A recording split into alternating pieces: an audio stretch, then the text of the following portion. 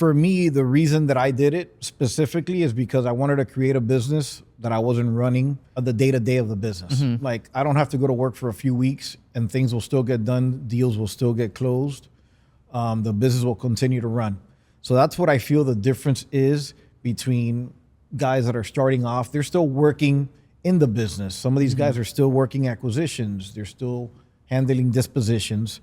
I figured back then, man, I'm like, the only way I could scale this, I have to create something big enough where people that work for me are making really, really good money so that they don't want to go and try to figure it out on their own. A lot of the guys that and people that work with me are guys that have tried to do it on their own, and together we're better.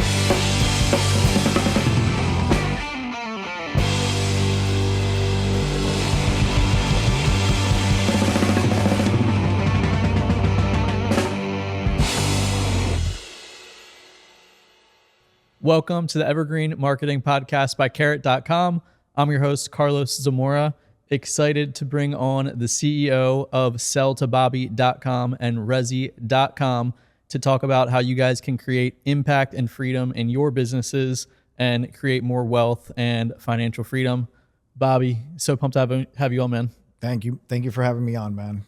It's been long overdue, man. Thank you. We connected originally from Mike Fitzgerald. I have to give him a shout out about 3 years ago.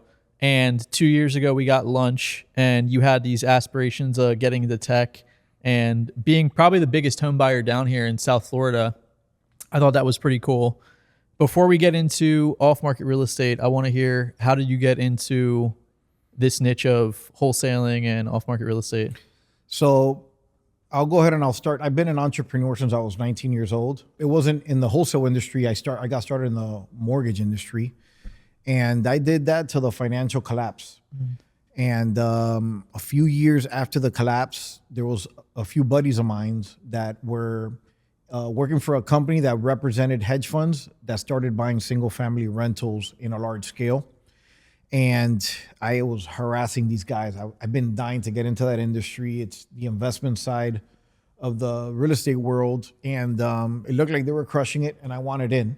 So I would literally call these guys like every few weeks until they finally gave me an opportunity in about 2011. I started working there as like an acquisitions person, scrubbing the MLS for deals. We were buying deals for some of the large hedge funds that a lot of us may know about. We got to the point where we were buying about 1,000 homes a month, just to put it into perspective. And that's where I really learned the investment side of real estate. I learned how to underwrite deals. What was a good deal? What was a bad deal? What are some things to look for when you're buying real estate or a house per se? And I did that for till about 2014, but I did start fixing and flipping part-time while I was there. I remember one time we put a deal under contract that didn't really meet the standards of the institutional buyer that we were representing. And I proposed it to a few buddies there, and I'm like, hey man, we should buy this. I think I remember the property cost like about $100,000 in like North Miami. And we put in like 20 grand and sold it for like 175 grand back then. Wow. And we were doing that. We started doing it more often. And in 2014, I created my own company, decided to go on my own. And I started the same way, man. I didn't really know anything about marketing back then. I was scraping the MLS. There was a lot more deals back then on the MLS. And I did that till like about 2017. And I know your show is about marketing. That's when I was forced to learn about marketing because the deals on the MLS started to dry up. And I was hearing, on the grapevine from other guys in the industry that they were doing direct mail. They had cold calling offices, and I dived in. I opened a cold calling office in Nicaragua. I started direct mail. Like I said, I was forced to figure things out. And it wasn't until about 2018, 2019, where I was very intrigued about like mass media, like mass marketing. And I really wanted a shift where I wanted people calling me instead of me having to reach out to them, which is what we call in our industry inbound marketing, right? And around that era is when I officially started doing TV ads, and that's when a lot of my business started to change and evolve and scale in a really good way. We started doing TV, radio, billboards, and I feel we've grown an amazing brand. We have an amazing culture in our office. So Amazing, man. didn't mean to go on a No, you're good. I love tangent it. there, but I love it. I love it. That's the first thing I noticed about you is how large your brand is here in Miami and in South Florida. Driving around, I saw the billboards. Could be watching a Ravens game or an NFL game here and see your commercials on TV. To give context just for numbers, what does your team size look like, marketing spend, transaction volume, and then we can kind of get into some tactical marketing stuff, how somebody could add those on and talk a little evergreen too, as far as getting referrals from past clients that you talk about. Sure, absolutely. So my team size right now, we have about 26, 27 team members. Our marketing spend, it varies depending on if there's any special events going on. Like, our marketing spend, I would say it varies between 50 grand to 70 grand a week, depending if during the Olympics, we were spending a lot more money on marketing because we were playing during the Olympic Games and all that. But I would say it varies between 50 to 70 grand a week. That's a lot. And going through that, like we were talking earlier, there's such a gap between someone that might be spending 5 to 10 grand a month on PPC. How does someone in that level kind of scale into that type of spend? And do they even need to? I know you've talked a lot about like getting lean and stuff like that, but I'm curious the gap in like mindset, operations, and how someone even scales to that. Because there's probably one or two big whales in each market that have that opportunity to buy that level of advertisements. For me, the reason that I did it specifically is because I wanted to create a business that I wasn't running the day-to-day of the business. Like, I don't have to go to work for a few weeks and things will still get done. Deals will still get closed. The business will continue to run. So that's what I feel the difference is between guys that are starting off. They're still working in the business. Some of these guys are still working acquisitions. They're still handling dispositions. So I figured back then, man, I'm like, the only way I could scale this, I have to create something big enough where people that work for me are making really, really good money so that they don't want to go and try to figure it out on their own. A lot of the guys that, and people that work with me are guys that have tried to do it on their own, and together we're better. And yeah, man, that's the reason why I did it. I wanted to build something that could work without me, and hope that answered your question. Yeah, definitely. It's paid off, and that's what I'm saying. It's still the biggest, like the majority of conversations I have, it's not anybody spending near that amount or even doing TV consistently year after year. What are some of like the benchmark KPIs? I know you're in Collective Genius and talk to other guys. What are like some benchmark KPIs of some of those guys in Collective Genius or other people doing TV nationwide that you're looking at, and how do you optimize those being such a large spend? I'm sure that's something that you have to be like watching pretty diligently. Yeah, so we're constantly looking. I'm sure a lot of the guys in the real estate investing industry and the wholesaling industry, we have very similar KPIs. But some of the ones that I track on a weekly basis is I want to know how many deals are coming in, how many contracts we're getting, what's actually getting assigned, how much revenue are we adding to our pipeline, and obviously what's closing, how much money do we have coming back into the company. So those are kind of the things that I look at high level. Obviously, there's other ones that I look at that are important, like, hey, what was our lead count this week? Yeah. Why did it shoot down? Like, why did we go from 150 leads to 90, for example? So those are some of the things that I look at from a CEO level. And exit strategies. I know that you're doing a lot of other stuff from wholesaling. Talking to you a couple of years ago, you were one of the first people down here that I remember doing novations. Correct. So how much does that play a part in spending that much in marketing? So novations have actually become a big part of our business. I would say it's 50% of our deals are novations. So right now we're doing obviously cash deals. We're offering cash offers. And if that doesn't work out, my team will propose a novation. And we actually just created a listing department, which, man, surprisingly, and again, this is also the power of having a really good brand. We've been getting a ton of listings. For example, we're filming this now more or less in the beginning of March, but for the month of February of 2026, with 2 listing agents, my team was able to obtain 18 listings from the same leads that we were normally going to disregard. And I'm right now focusing on building that business up because it could potentially generate us a few, multiple six figures every month on our bottom line numbers. Yeah. And that's how companies not only survive, but dominate when they're able to get the most juice out of the squeeze. That's something that you talk about a lot as your motto. Like, how can I be as efficient as possible, get the most return from the people that I have in as little bit of time? So those people, I know you're always reading like CEO books and business books and have that background with hedge funds and stuff like that. But that's a common theme I see with successful people that I've stayed in real estate, because wholesaling has been tough the last couple years. Like, I've been in the SaaS space for 10 years and wholesale before that, but I've seen a lot of people come and go. So it's one thing that's impressive. Not only your duration here, anybody that's still wholesaling this duration I've been here, I'm super, super impressed with. If you're just alive and in the game.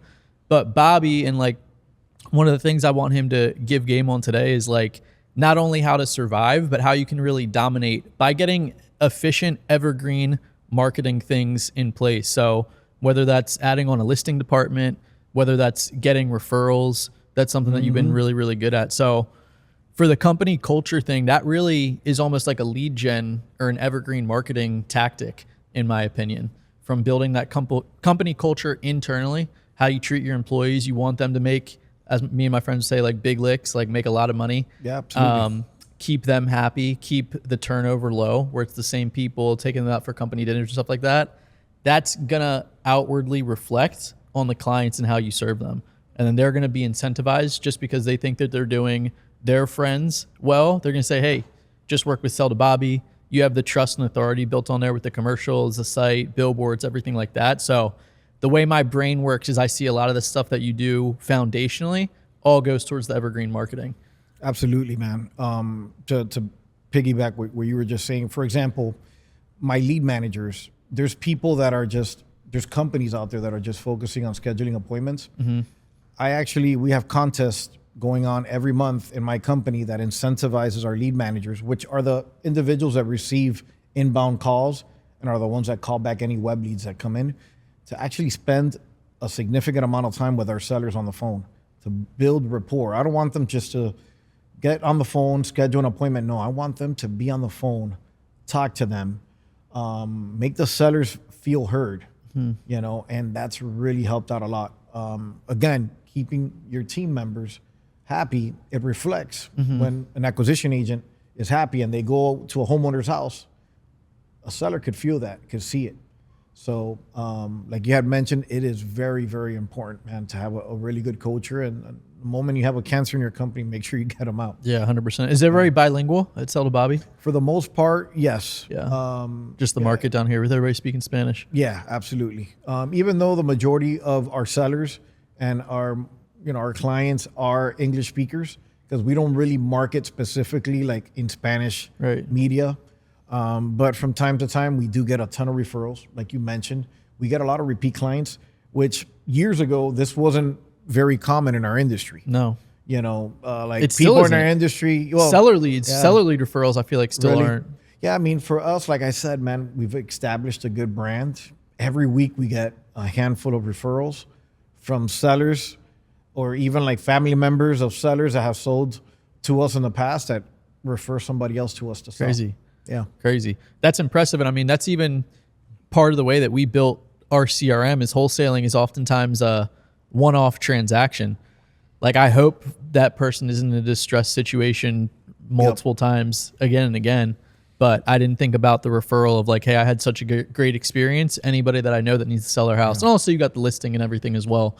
So they don't need to be selling at a crazy discount. But no, it's truly impressive, man. And that's one thing throughout the interview I'm driving home is no matter where you're at in your wholesaling business, you can take principles that Bobby is using with his branding, how he runs his company culture-wise, that help you generate more revenue in an evergreen way, which is really, really impressive. For the Miami market, man, I want you to give people just a little taste of like what some of those marketing metrics that's coming up in mind for me, just like what you're spending per lead in different marketing channels, anything you have along the lines in KPIs, just so kind of people can kind of see where you're at, what you're spending. Yeah. So I would say, and again, it varies from week to week. So I'll give you some average numbers. I would say the lead cost, and again, we only do inbound marketing. We completely stopped doing any types of outbound marketing. Everything that we do is inbound. I would say the lead cost varies anywhere between 500 to 1,000 right now. So like I said, it varies, and it depends also by the type of marketing, but I would say it's somewhere in there. So let's call it in the middle, 750. Okay. And how many to a deal? Right now, I believe we're like 12 or 13 leads to a contract. Okay. Yeah. So rough, not a math guy, but maybe around 10 grand a deal.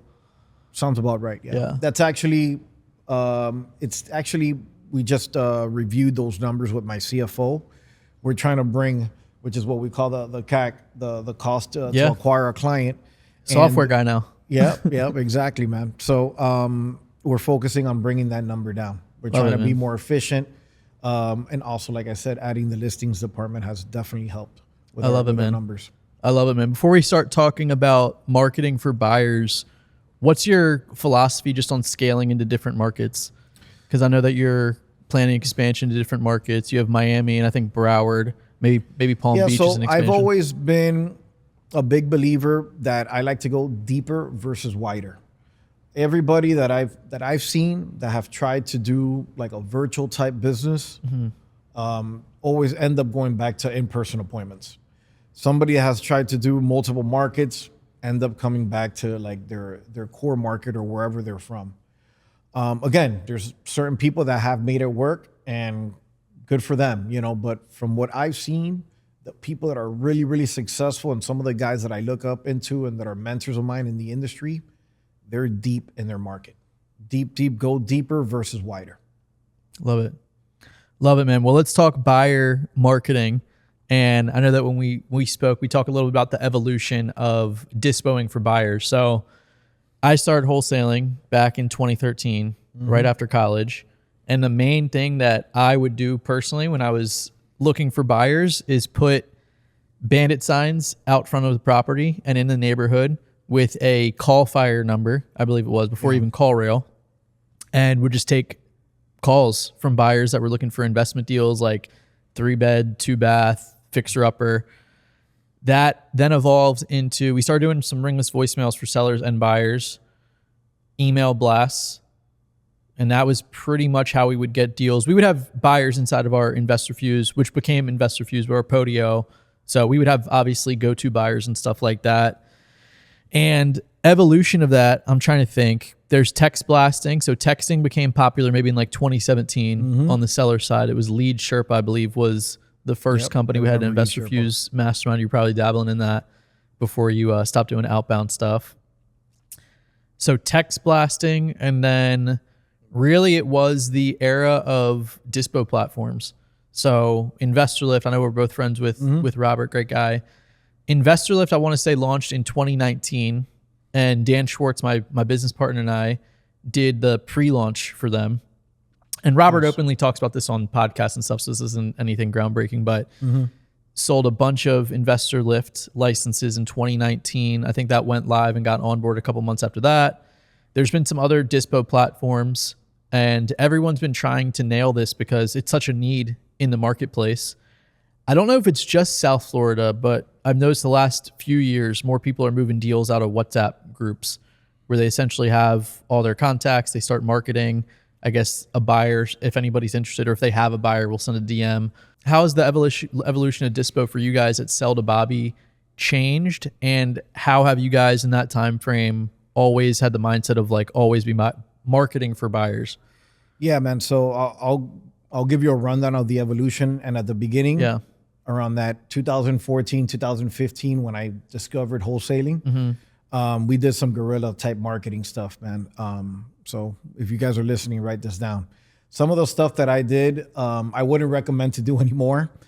One of them being like, I literally just went on our MLS, like our multiple listing service, and I literally scraped all the MLSs for cash, like transactions. Yeah. Well, not to cut you off real quick, but that's actually what we would do. We would do too, is MLS, cash transaction, then just cold call buyers. Yeah. Well, what I would do is, man, I would just literally get the emails of the listing agents or the buyer's agents, because I assumed some of these guys, the listing agents, are probably investors themselves and the buyer's agents. So we're going to end up getting a bunch of buyers from just collecting all these emails. But we ended up getting blacklisted a couple times Yeah. from some of our email providers by doing that too much.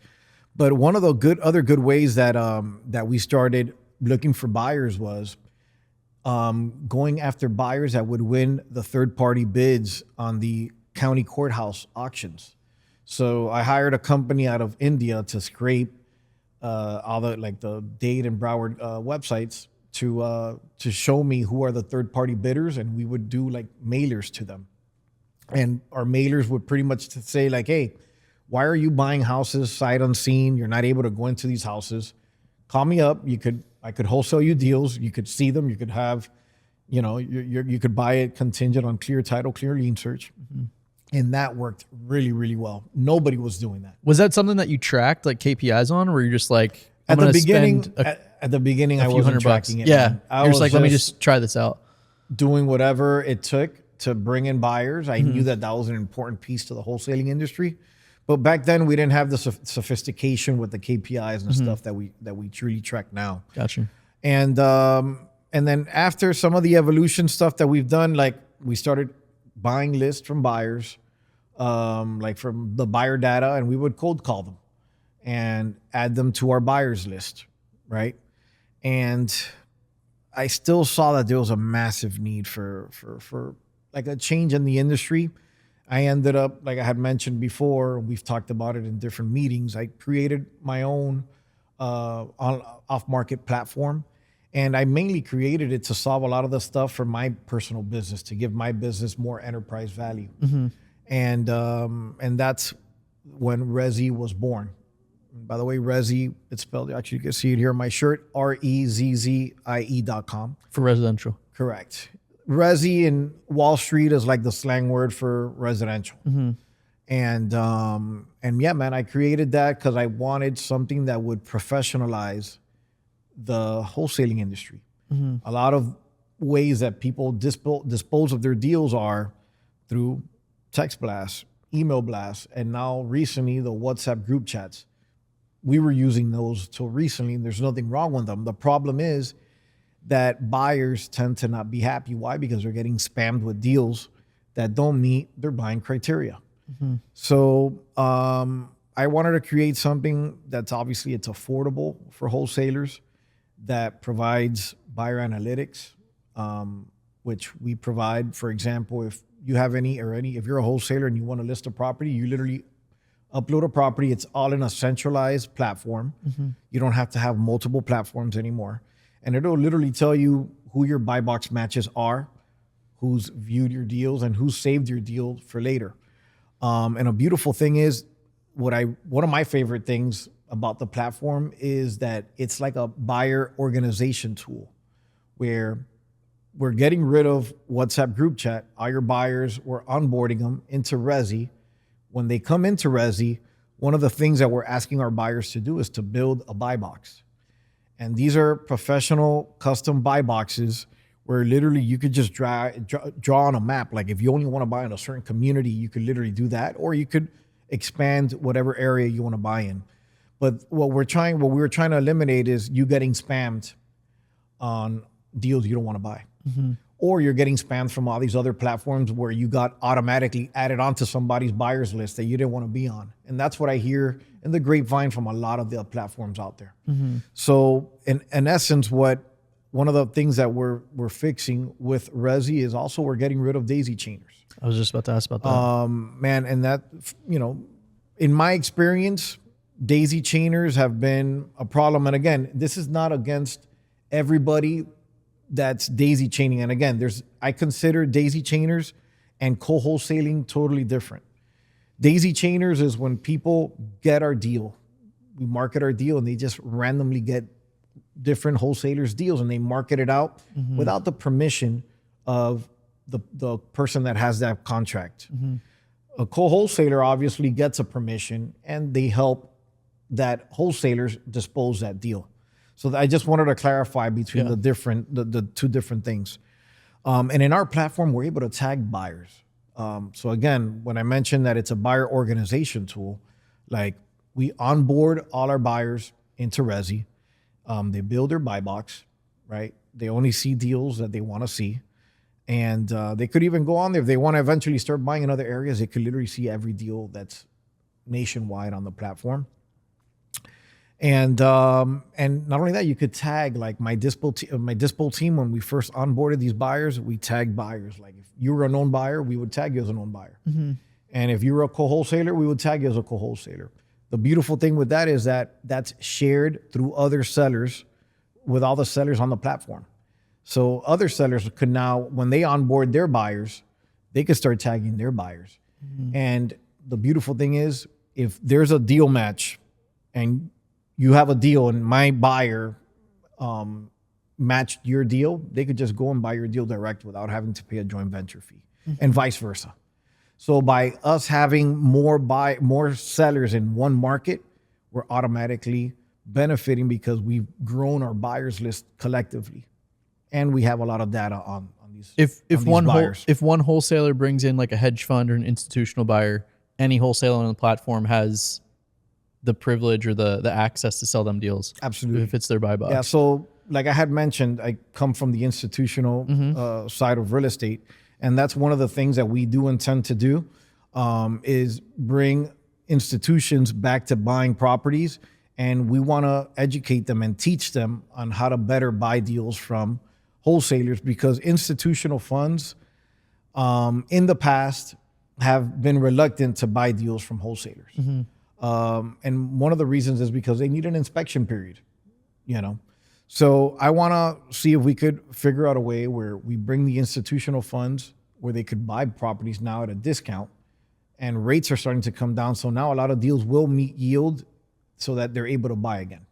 But yeah, technically, if you sign up a fund or I bring a fund, my buyers, like for example, I onboarded about 2,000 buyers onto Resi in South Florida.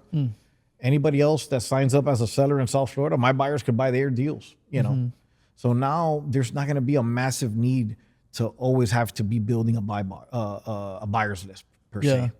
Yeah. And I mean, just thinking about the institutional buyers and the hedge fund buyers, that's one thing that's slowed up a little bit with wholesaling the last few years too. Like during the COVID times, people were just able to get a decent deal under contract and then sell it at a premium to these buyers. So if there's some way to efficiently funnel access back to those type of buyers, that'll either pay, premium or a good price for a deal. That's huge just for wholesalers in general. Yep. So our system, Resi, will identify, and that's one thing that we've built for the institutional funds. We have like institutional grade buy boxes. So that way they'll get notified whenever there's a deal match or whatnot. But honestly, I'm not even only focused on the funds, because as many of you guys will know, Trump is trying to ban a lot of these institutional buyers. Yeah. So we still don't know how that's going to play out. But more than anything, man, I want to offer, whether it's a fund or a regular investor buyer, I want to offer them a really good buying experience on Resi. And they're able to, I want to go buyer experience, then talk about like how a real estate company could actually like onboard and use Resi on a day-to-day. But a buyer, because I think one challenge too is when people just collect these buyers lists. Like, do you remember back in the day, people would trade buyers lists? Like, hey, I'll give you my buyers list, you take this buyers list, or I'll give you, I'll take your buyer list. Is buying preferences. If it's a flipper that's maybe buying a couple deals per year, they might be tapped out for the next 9 months that you hit them up, and you're sending them a deal every single month. They're going to hit unsubscribe. So with Resi, I'm imagining there's somewhere where a buyer can easily just update their buying criteria, and you see it in real time. So anytime that you get a deal in real time, you see who's buying, what they want to buy, how they're able to buy it. I don't know how much we've hit on the different tiers of buyers as well. That was a big thing with some other platforms, some other dispo platforms, is kind of like the integrity of the wholesaler and the integrity of the buyer too. And you could kind of do a little bit of, you can get access to deals when they're not yours and try to make money on them. So what does that look like as far as buyers updating their stuff and the different tiers? The way that we used to do it, for example, on WhatsApp group chats, like we had two different like chats. We had one with our VIP buyers and one what we call like the general population. So, and we're keeping it the same way. When we're onboarding these buyers, the ones that were on our VIP chat, we are upgrading those buyers from a regular buyer when they onboard to a VIP buyer. And what does that give them as a VIP buyer? They get a 24-hour first look period on any deal, obviously, that from whatever wholesaler that they're signed up with. And they also get access to the VIP exclusive deals that, for example, that I would post. So there's deals that I don't want it to go to the general population because it's a really good deal for any reason. I don't want to get it out to the masses. Because we all know when it goes out to the masses, sometimes there's characters out there that would try to go to the sellers and try to steal your deal. It's happened a lot, especially in South Florida. So there's, in many cases, our sellers on our platform are tagging deals as VIP exclusive, where you have to be a VIP buyer to see that deal. If not, you could still pay to upgrade, but you won't be able to see the deal. You know what I mean? So we, as a seller, you could upgrade a buyer to a VIP buyer for free. Got you. Yeah. And then your team internally, and somebody listening to this has a wholesaling operation, how do you have your team plugged in there? Is it just like dispo people? Is there any TC people in there? Yeah, so only our dispo agents. Like Sell to Bobby is just really a client of Resi. So we're just like any other seller on the platform. We signed up as a company, Sell to Bobby, and then I have my dispo agents on there. Love it, man. Yeah. Love it, man. What does the future look like for Sell to Bobby? What's your opinion on the future of wholesaling look like? I know there's some challenges outside of just the buyers that were buying a few years ago with regulations and different states getting involved as far as like legalities with wholesaling, stuff like that. So what do you see as the future of wholesaling, and what do you have your eyes on in the future, just business-wise, personal? Yeah, so I mean, we're definitely keeping a close eye on any laws or regulation that's coming out on the wholesaling industry. But more than anything, man, we're trying to change the narrative where wholesalers have normally, or real estate investors have this like predatory, like people have they look at them as like predators, that they're taking advantage of people. And that's not the case. So we're trying to change that narrative where we're just an alternative. Like if you want to go sell your car, odds are you're going to probably go to CarMax. So if you want to sell your house, just go to Sell to Bobby. And that's kind of what we're doing. People are selling to us out of convenience. Before, people used to sell to us because they were in massive need. That's no longer the case. Like we have rich people that sell their house to us straight up out of convenience. So like I said, we're just trying to change the narrative in our industry where we're not predatory. You know, we're just offering a solution. Love it, man. What else do you have going on business-wise in the future? Absolutely. So we're going, I'm getting deep into the tech industry. So like I said, we're growing Resi.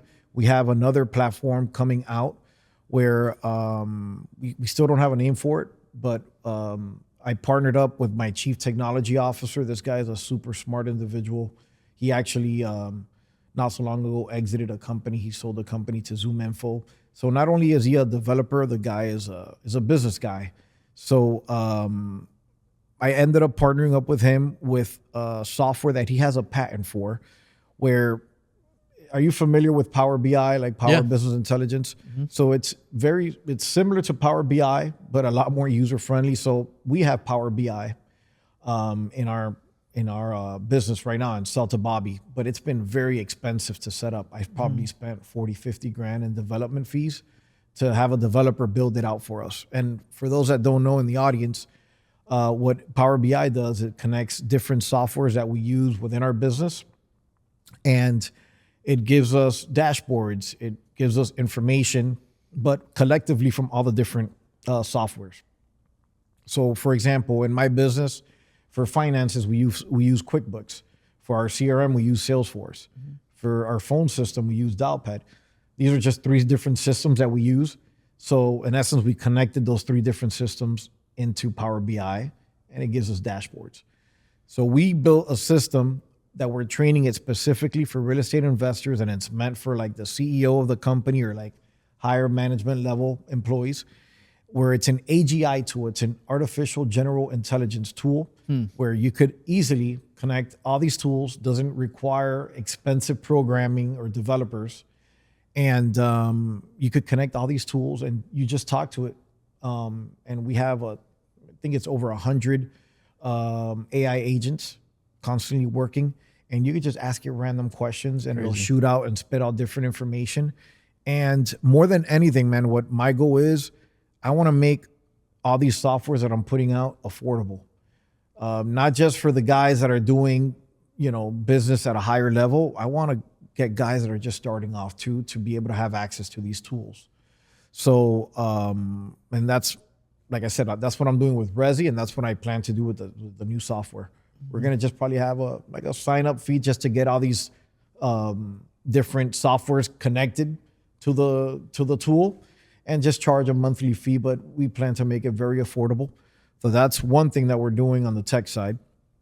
And on some other business that I'm involved in, I'm also a business partner on a hard money lending business, where we're doing hard money loans nationwide.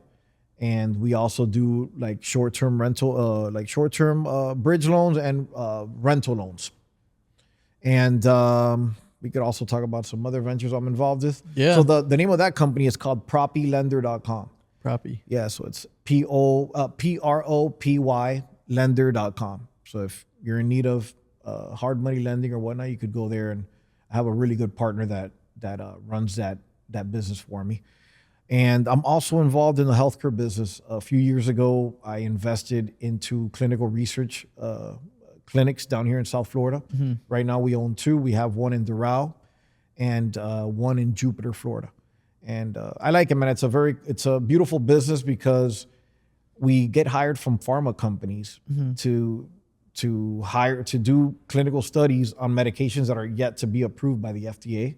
And our job is to find patients that would meet the requirements to take those medications. We administer the medications, we collect the data, and then send it back to the pharma companies. But it's very cool, man, because we have 15 different doctors with 10 different specialties on staff. So it's a beautiful business where, in the sense where, like, you're involved in a medication that could potentially save lives years down the line. So it's super cool. Yeah, man. So that my goal with that business, and again, I just provide business advice. I don't really run the day-to-day on that business. And my goal is to eventually scale that to nationwide. How do you do it all? Wife, kids, multiple businesses? Man, so what I do is, man, I try to find good operators and good people to partner up with, or not necessarily partner up with, but have them run your organization and pay them well, man. And that way they're incentivized to run that side of the business for me. And as far as with family, man, and kids, I'm very involved. I take my kids to school every day. I pick them up. Even though it may seem I'm busy because of all these things that I'm involved in. Like I mentioned, I have people for each business that help me drive that business forward. Well, dude, this has been awesome. I'm pumped to get some people onto Resi for sure. I think talking to you and being friends with you, but also just during this interview, 2 big things that stick out for me personally is Bobby. Just having conversations with him makes me think more efficiently. Like, how can I do things that are more 80-20? And also thinking bigger. Not a lot of people in wholesaling, do TV ads for 2+ years consistently and billboards for 2+ years consistently, but also go into it with like a MBA type mindset of wanting to be able to exit, go into multiple markets, look at things very business analytically. So I appreciate you for that. Where's the best place to follow you? And also any last piece of advice, insight for those checking this out? Yeah, absolutely. So if you're a wholesaler out there and you're interested in checking out Resi, you could book a demo with my team. You could go to demo.resi.com. Like I said, if you're interested in lending, just go to my Propy Lender website. And man, if you're in South Florida, we actually, for this quarter, we're doing a giveaway for Sell to Bobby, man. And more than anything, we like to give back. It's something that we do collectively with my office and my team. And collectively with my team, we decided that we're going to help pay somebody's mortgage. So we created a giveaway called the Sell to Bobby Mortgage Relief Giveaway. So if you're interested in getting your mortgage paid for a year by me, Sell to Bobby, make sure you go to selltobobby.com/giveaway.